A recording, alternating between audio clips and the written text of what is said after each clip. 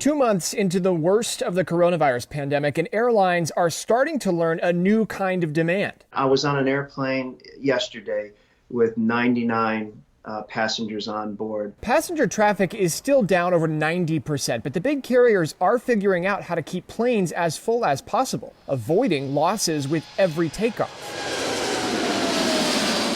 Most airlines only break even if more than about 80% of their seats are full.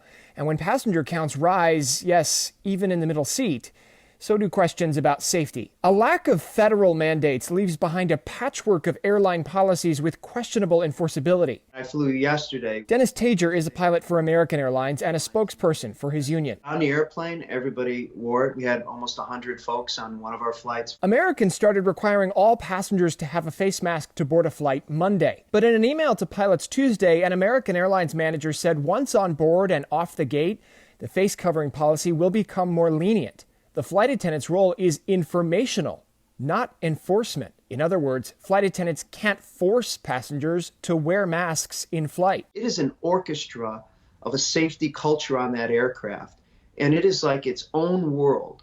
And we have to have everything connecting. You cannot have gray zones and room for interpretation. There is no FAA rule on face masks. In effect, tying the crew's hands. What benefit is it to that flight attendant to have a federal mandate backing them up? It's night and day.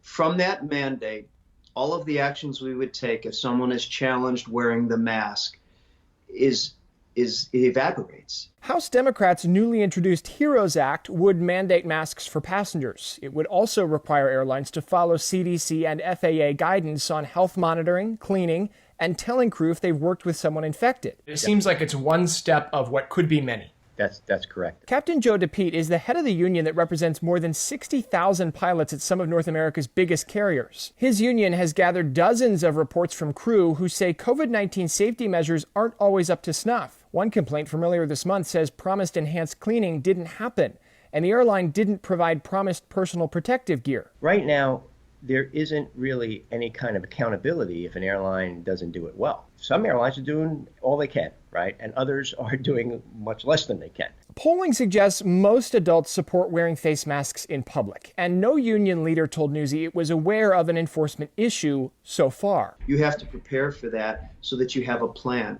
And right now the plan is try to move the passenger around. Well, American has an 85% load factor maximum. There's not a whole lot of room. Newsy reached out to the Department of Transportation Wednesday to understand why there's no mandate. The FAA responded, suggesting a face mask requirement is not in its jurisdiction. It would not explain whose authority it would be under or why a mandate doesn't yet exist. That is a mystery to us. We're mixing up science, right? Good medical science with politics. And that's always a dangerous combination. James Packard, Newsy, Chicago.